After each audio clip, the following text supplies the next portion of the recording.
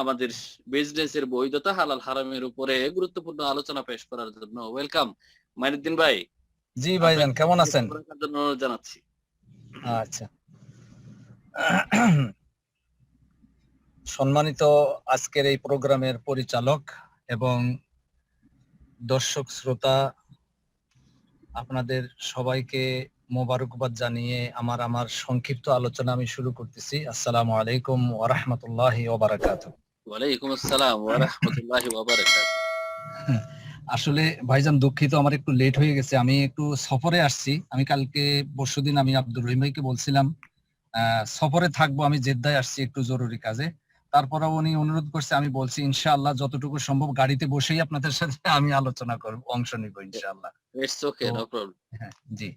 তো আসলে আমার যে বিষয় সেটা হলো, আপনারা সবাই অবগত হয়েছেন যে এটা ইসলামের দৃষ্টিকোণ থেকে ডিএক্সএন আমাদের কর্মপদ্ধতি, আমাদের ইনকাম, আমাদের প্রোডাক্ট, এটা কতটুকু শরীয়ত সম্মত, এই বিষয়ে ছিল আমার মূল আলোচনা।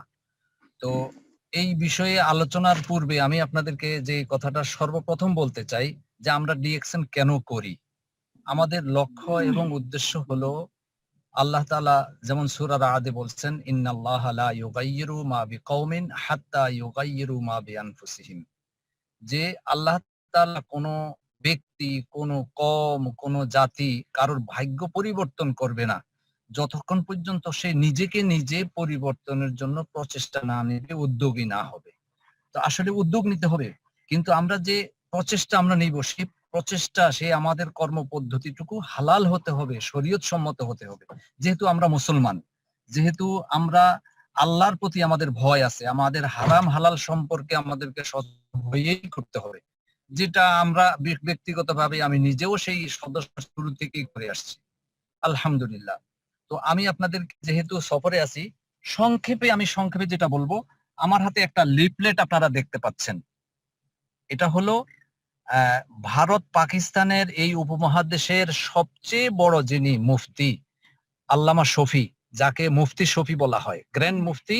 এবং উনি শুধু আপনার পাকিস্তানের জন্য না, উনি আন্তর্জাতিকভাবে ওআইসির ওলামা কমিটির উনি সদস্য ছিলেন এবং উনি সিনিয়র একজন সদস্য শরিয়া বোর্ডের। উনি এখানে মন্তব্য করেছেন যে আসলে এমএলএম বিজনেসটা বেশি দিনের নয়। এই বিজনেস সম্পর্কে অনেক ওলামারাও সঠিক ধারণা রাখেন না, এই জন্য বিভিন্ন জায়গায় এটা নিয়ে অনেক বিতর্ক তৈরি হয়।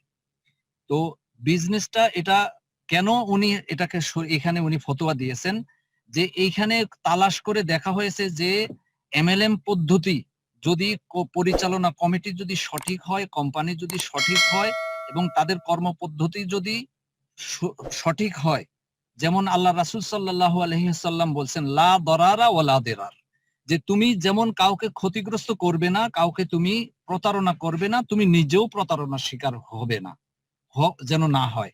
এই খেয়ালগুলো যদি রেখে কেহ কোনো কর্মপদ্ধতি, নতুনত্ব বিষয়, জনকল্যাণমূলক মনোবাসনা নিয়ে যদি কেহ করে, তাহলে এটা একটা সওয়াবের কাজ, এটা অতি উত্তম কাজ। এটা যেমন নিজের ব্যক্তির জন্য যেমন উন্নয়ন ঘটবে, রাষ্ট্র এবং সমাজেরও উন্নয়ন করা যাবে। এই জন্য উনি এখানে, আমি আপনাদেরকে একটা দলিল এখানে দেই, উনি যেটাকে এখানেই করছেন, সেটা হলো জাদিদ মাসাইল। এখানে পাকিস্তানের যেরকম আমাদের দেশে এরকম রাষ্ট্রীয় অনেকগুলো কিতাব, শরিয়া বোর্ডের এরকম অনেকগুলো কিতাব আছে, পাকিস্তানের এরকম একটা বই আছে, এটা বাংলাদেশেও পাওয়া যায়, বাংলা এখন তর্জমা হয়েছে, জাদিদ মাসাইল কি শরঈ আহকাম। এটার 146 নম্বর পৃষ্ঠায় মুফতি শফি সাহেব এটা নিয়ে বিস্তারিত আলোচনা করেছেন।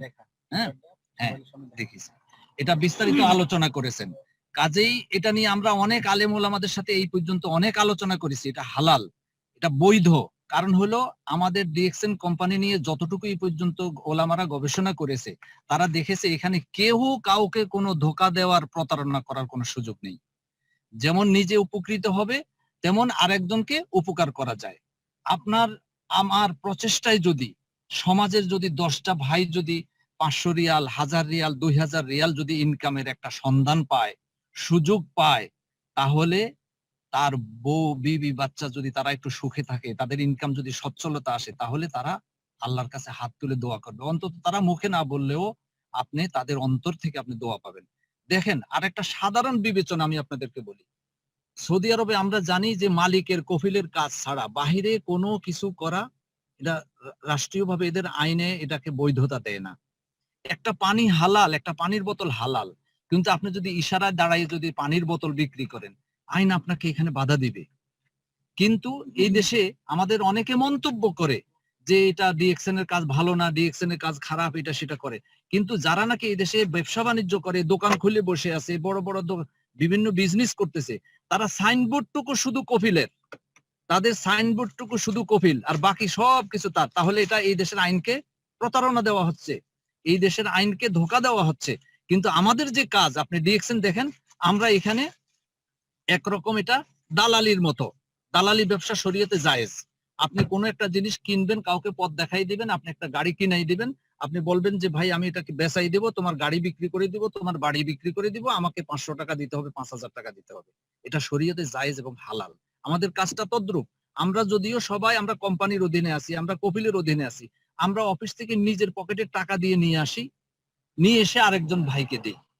তো এখানে আমার নিজের টাকা ব্যয় করে আমি করতেছি। আর ইসলামী শরীয়ত ওই বিষয়টা বলে যে কোনো কাজ হালাল হওয়ার জন্য সেখানে আপনাকে পুঁজি বিনিয়োগ করতে হবে, আপনাকে শ্রম দিতে হবে, আপনার মেধা সেখানে খাটাতে হবে। তাহলে এই তিনটা জিনিস ছাড়া আমাদের এই ডিএক্সএন বিজনেস চলে না। আপনার এখানে সময় আপনি ব্যয় করতেছেন, আপনি এখানে পুঁজি বিনিয়োগ করতেছেন, আপনি এখানে শ্রম দিচ্ছেন, আপনি এখানে আপনার মেধা খাটাচ্ছেন। এর বিনিময়ে আপনার নিজের কল্যাণ যেমন সাধিত হবে, আরো 10 জন ভাইয়ের কল্যাণ এখানে সাধিত হবে। সমাজে যদি আমরা কিছু করতে চাই, সমাজের যদি উন্নয়ন করতে চাই, দেখেন আমরা সাধারণভাবে অনেক সময় বুঝি যে আমি যদি আমার জাকাতের খাতের যদি 10 টাকা, 50 টাকা, 500 টাকা যদি কাউকে দেই, এই 50 টাকা একদিনে দিলে একটা লোক একদিন হোটেলে বসে বা একদিন বাজার করে খেয়ে শেষ হয়ে যাবে। কিন্তু যদি আমরা একটা সময় একটা পাড়া মহল্লায় যদি সবাই মিলে সবার টাকা একত্র করে আমরা যদি বলি এই এই বছরে আমাদের জাকাতের ফান্ড থেকে, আমাদের গ্রাম থেকে আমরা এই বছর 5টা লোককে আমরা 5টা অটো রিক্সা কিনে দেব, আমরা একটা 2জনকে 2টা সিএনজি কিনে দেব, তাহলে এই লোকটা স্বাবলম্বী হবে। এই লোকটা ভবিষ্যতের জন্য আর কোনো সময় কারোর কাছে হাত পাতবে না, এই লোকটা ভিক্ষা করবে না। কিন্তু আমাদের দেশে ইসলামী শরিয়া মোতাবেক এই ধরনের চিন্তা ভাবনা নেই। কিন্তু আমি মনে করি, আমি ব্যক্তিগতভাবে আমি মনে করি ডিএক্সএন এর কাজটা তদ্রূপ। একটা লোককে ওই চারা গাছের মতো তাকে একটু একটু করে আমরা বুঝাইয়ে, তাকে প্রশিক্ষণ দিয়ে, তাকে শিখাইয়ে আমরা যদি ডিএক্সএন এর লিডার বানাইতে পারি, যদি তার 2000-5000 রিয়াল ইনকাম আসে, 2000 মিনিমাম যদি তার ইনকাম হয়, তাহলে সেই লোকটা তার অন্য কাজের উপরে বাড়তি এই ইনকাম দিয়ে সে নিজের পায়ে নিজে দাঁড়াতে পারবে, সে স্বাবলম্বী হতে পারবে, সে দেশের জন্য, রাষ্ট্রের জন্য সে কল্যাণ বয়ে আনতে পারবে। এই জন্য বিভিন্ন দৃষ্টিকোণ থেকে শরীয়তের ব্যাপারে যাচাই বাছাই করা হয়েছে যে ডিএক্সএন হালাল, ডিএক্সএন এর প্রোডাক্ট হালাল, কর্মপদ্ধতি সম্পন্ন হালাল। আমার কাছে আরেকটা পেপার আপনাদেরকে দেখাচ্ছি, একটু আপনারা ক্যামেরা দিয়ে দেখতে পারবেন। ক্যামেরাতে এখানে লেখা আছে ফতোয়া লোজনা দায়েমা, ফতোয়া লোজনা দায়েমা। এটা আমার হাতে কাগজটা আসার কারণ হলো আপনারা অনেকে এটার ইতিহাস জানেন নাই। আমি ডিএক্সএন করি একজন মসজিদের ইমাম হিসাবে। তাইফে আমার সাথে মক্তব জালিয়াতের অনেক লোকের প্রচন্ড ঝগড়া হয়েছে 5 বছর আগে। তাইফে এই ডিএক্সএন এর কাজ নিয়ে আমাদের বাঙালিদের ভিতর থেকে কেউ কেউ যেয়ে মক্তব জালিয়াতের নালিশ করেছে। নালিশ করার কারণে মক্তব জালিয়াতের এখানে কিছু ওলামারা আমাকে ডেকেছে, আমার সাথে তাদের বিতর্ক হয়েছে, তর্ক হয়েছে। শেষ পর্যন্ত তারা ফতুয়া লিখিত আকারে রিয়াদে তাদের ফতুয়া লোজনা দায়মায় তারা ফতুয়া তলব করেছে। ডিএক্সএন হালাল কিনা, ডিএক্সএন এর প্রোডাক্ট হালাল কিনা, এবং ডিএক্সএন এর ইনকাম হালাল হবে কিনা, এই ফতুয়ায় তারা সেখান থেকে রিয়াদ থেকে তারা ফতুয়া লোজনা দায়মা তারা জবাব দিয়েছে ডিএক্সএন হালাল, ডিএক্সএন এর ইনকাম হালাল, ডিএক্সএন এর প্রোডাক্ট গুলো হালাল, তবে কাজটা একটু দালালি কাজের মতো, আর প্রোডাক্ট গুলোর একটু দাম বেশি। মজার ব্যাপার হলো তারা এটাই অভিযোগ দিয়েছে যে এই প্রোডাক্ট গুলো তারা দাম বেশি নেয়। যেমন এই সাবানটা যদি 10 টাকা নিত বা 12 রিয়াল নিত তাহলে ভালো হইতো। তো ওরা বলছে যে এটার দাম বেশি নেয়, তারা 20 রিয়াল 21 রিয়াল দাম নেয়, এই জিনিসটা তারা বেশি নেয়। এটা একটা জুলুমের মতো। তো আমরা তাদেরকে বুঝাইতে সক্ষম হয়েছি যে এটা তারা বেশি নেওয়ার কারণ হলো আমার এবং আরেকজন ব্যক্তির পাশাপাশি দোকান আছে। আমার দোকানে আমি চিনি বিক্রি করতেছি মনে করেন হয়তো 5 রিয়াল, আরেক দোকানে চিনি বিক্রি করতেছে 4 রিয়াল। এখন আমি তো কাউকে কিনতে বাধ্য করতেছি না, আমি বলতেছি ভাই তুমি যদি সস্তায় আরেকখান থেকে পাও নিয়ে নাও, আমার দোকান থেকে নিতে হবে এমন কোনো বিষয় না, জোরাজুরি নেই। কিন্তু আমি হয়তো 1 রিয়াল বেশি নিচ্ছি, হ্যাঁ আমার এটা আমার স্বাধীনতা, এটা আমার ইচ্ছা। আমি দোকান খুলে বসেছি, হয়তো আমি দেখা গেছে সারা দিনে হয়তো আমি হয়তো 2 কিলো বিক্রি করব, হয়তো আরেকজন 10 কিলো বিক্রি করবে, আমার দোকানে কাস্টমার কম। তো এটার জন্য আপনার এটা হারাম হবে না, এটা হালাল হবে। আপনার স্বাধীনতা, আপনি যদি কোনো কিছু আপনি যদি 50 পয়সা 1 রিয়াল 2 রিয়াল বেশি নেন, নিতে পারেন। আমাদের কোম্পানির তদ্রূপ একটা সিস্টেম রয়েছে। আমাদের থেকে যদিও কারোর দৃষ্টিকোণ থেকে মনে হয় এটা দাম বেশি, হয়তো 5 রিয়াল হয়তো যদি আরো কম নিত ভালো হতো। এই যে 5 রিয়াল বেশি নিচ্ছে, এই 5 রিয়াল আমাদের দিকেই আসে।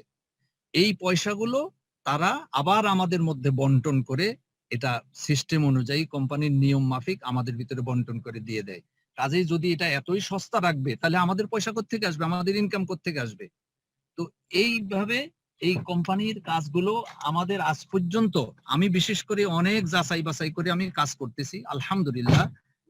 হ্যাঁ, যেখানেই আমি এরকম ধরনের কোনো বিতর্ক তৈরি হয়েছে, আমি তাদেরকে বুঝাইতে সক্ষম হয়েছি। তো আপনারা যদি কোনো সময় মনে করেন আপনাদের প্রয়োজন হয়, ইনশাআল্লাহ আমি আপনাদেরকে সাপ্লাই দিতে পারবো। আরেকটা বই রয়েছে, আমি আপনাদেরকে বলি, MLM মাল্টিলেভেল মার্কেটিং, ইসলামী শরীয়তের দৃষ্টিতে বৈধ, অধ্যক্ষ মুফতি মোহাম্মদ হারুনুর রশিদ। উনি আমাদের বাংলাদেশের এক মুফতি, উনারও ফতোয়া আমার কাছে রয়েছে মাল্টি লেভেল মার্কেটিং, বিশেষ করে আমাদের ডিএক্সএন এর উপরে।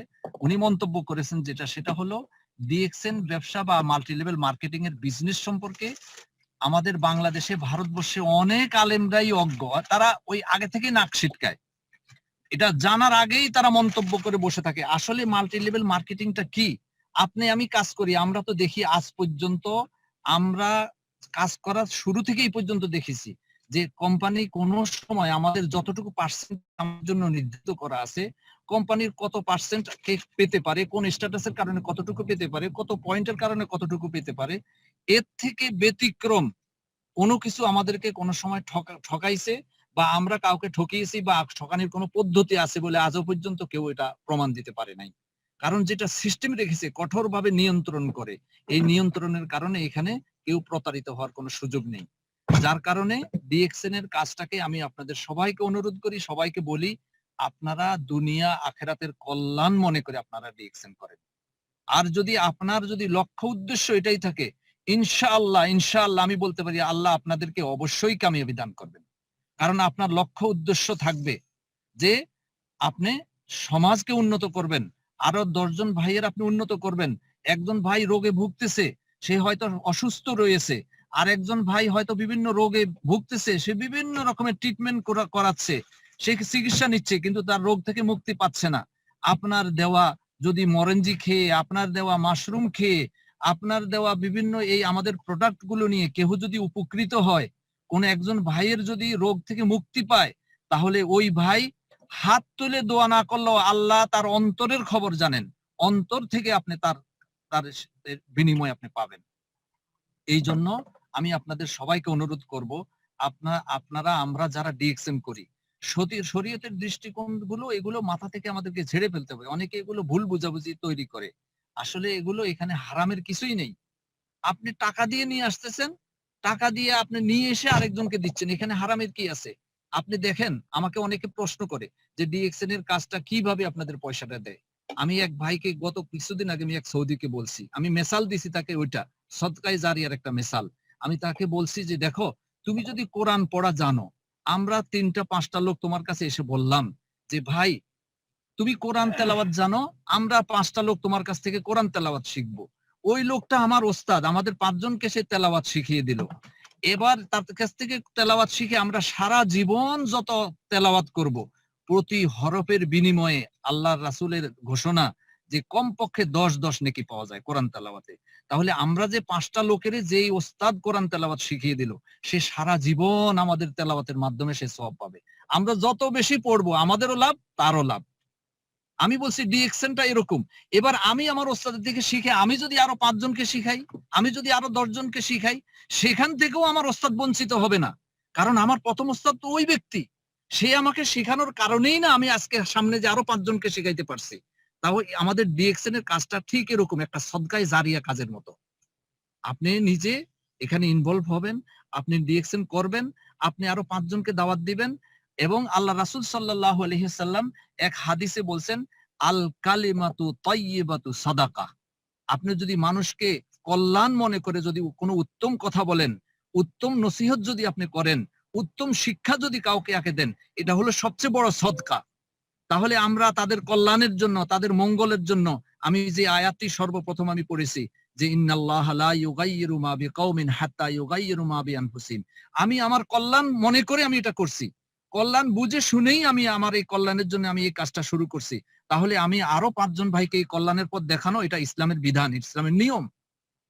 আমি যেটা নিজের জন্য ভালো মনে করেছি, আমি আরো 5 জন 10 জনকে সেই পথ দেখাচ্ছি। তাহলে এটা আমার জন্য সওয়াবের কাজ হবে। শুধু ডিএকশন, শুধু দুনিয়াই হবে না, এর দ্বারা আখিরাতও আমাদের অর্জন হবে। এই জন্য আমি আপনাদেরকে বলি, আপনারা সবাই ডিএকশন করেন এবং ডিএকশন কে ওই নিয়তে করবেন যে আমি দুনিয়া আখিরাত যেন আমার অর্জন হবে। এই ডিএকশন এর মাধ্যমে দুনিয়া আখিরাত পাওয়া সম্ভব। এবং আপনাদেরকে প্রতি আরেকটা নসিহত আমার, সর্বশেষ কথা, সেটা হলো আপনারা যারা ডিএকশন করেন, শুধু মেহনত নয়, আপনারা আল্লাহর কাছেও সাহায্য চাবেন।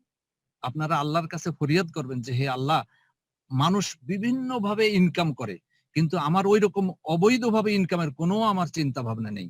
আমার চিন্তা হলো আমি এইভাবে মানুষকে সৎ পথ দেখাবো, ইনকামের পথ দেখাবো, নাজাতের পথ দেখাবো, মানুষকে এখানে স্বাবলম্বী হওয়ার পথ দেখাবো।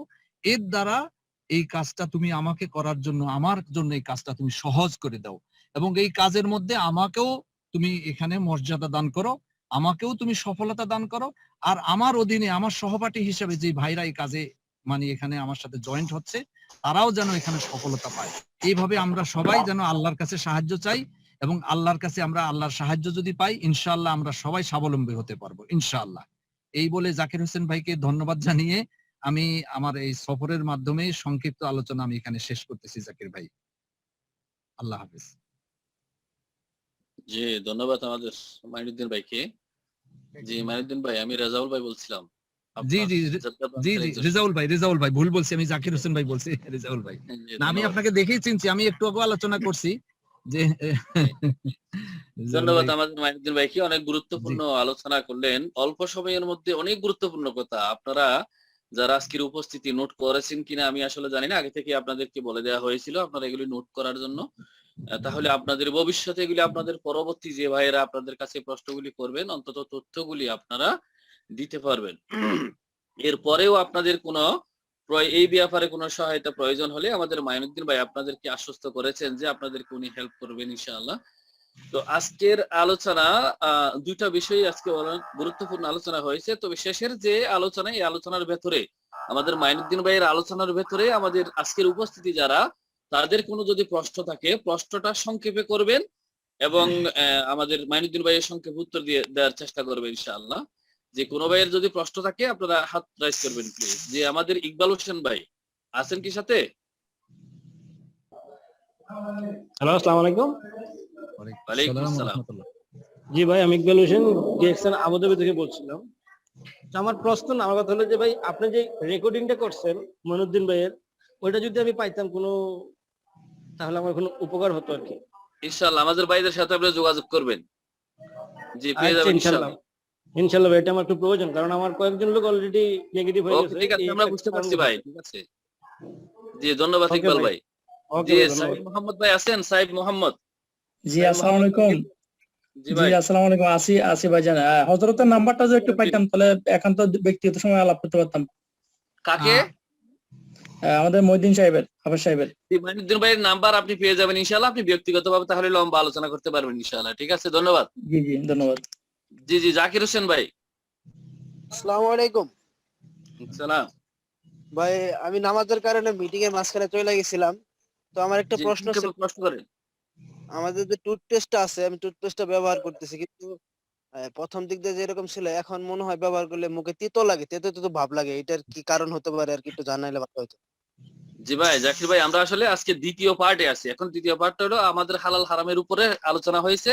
এটার এটা উপরে আমি আপনার কোনো প্রশ্ন থাকলে করার জন্য বলেছি। জি, ওটার সংক্ষেপ কথা- উত্তরটা হলো এই যে ভাই, অনেক সময়ে আমি জাল খাওয়ার, মরিচ খেয়ে জাল করেছি মুখটা, এরপরে যদি স্বাদের কোনো তরকারিও দেয়া হয়, ওই তরকারিটা আমার স্বাদ লাগবে না, এরকম কোনো কারণেও তো হতে পারে।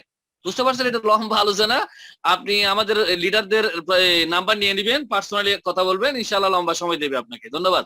জি, আর কোনো ভাই আছেন? জি ভাই, প্রশ্ন আর কেউ করবেন? আমাদের রফিক ভাই কি আসছেন সাথে? জি স্যার, আমি আছি, আপনাদের সাথেই আছি। আমাদের সময় আর কতটুকুন বাকি আছে একটু কাইন্ডলি আমাকে কিছু বলবেন? আমাদের প্রোগ্রাম থাকে 4টা পর্যন্ত।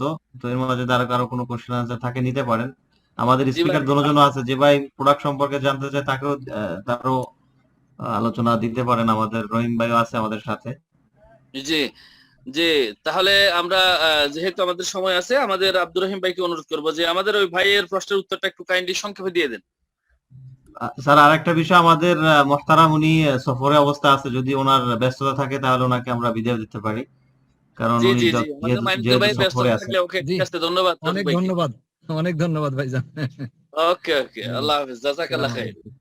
আপনাদের সবাইকে সফরের ক্ষেত্রে সবকিছুই বৈধ, জি, সবকিছুই আপনাদের সম্ভব। সবাইকে এবং মোবারকবাদ জানিয়ে ইনশাআল্লাহ আমি বিদায় নিচ্ছি। আসসালামু আলাইকুম ওয়া রাহমাতুল্লাহ। আসসালামু আলাইকুম। বারাকাল্লাহ ফিক। জি, আমাদের যে ভাই প্রশ্ন করেছিলেন আব্দুর রহিম ভাই সংক্ষেপে বলেন। যে টুথপেস্ট নিয়ে আসছে, টুথপেস্ট আগের মতন লাগে না, এটাই তো। জি জি জি জি, আপনাদের টুথপেস্ট কিরকম কিরকম লাগতেছে বলতেছে, তিতা তিতা লাগে নাকি? ঘটনা হচ্ছে আমাদের টুথপেস্ট বর্তমানে যে টুথপেস্ট এটার মধ্যে এক্সট্রা একটু একটা ইয়ে করা অ্যাড করা হয়েছে। তো হয়তো এটার মানে যে আগে আপনার কাছে লাগতো টেস্টটা হয়তো হালকা একটু বেশ কম, কিন্তু টুথপেস্টের যে গুণ, টুথপেস্টের মান, গুণগত যে মান, সেই মান কিন্তু ওখানে আছে। হয়তো টেস্টটা হালকা হয়তো একটু বেশ কম করছে, কেননা অনেক সময় আমাদের মোড়কগুলি অনেক সময় চেঞ্জ করে, অনেক সময় এই যে হালকা পাতলা কিছু চেঞ্জ করে। কিন্তু আপনি একটা কথা মনে রাখবেন যে ডিএক্সএনের যে কোনো প্রোডাক্ট সবসময়, ডিএক্সএনের প্রোডাক্টের যে গুণগত যে মানটা, এই মানটা সবসময় কিন্তু একই মাপে থাকে।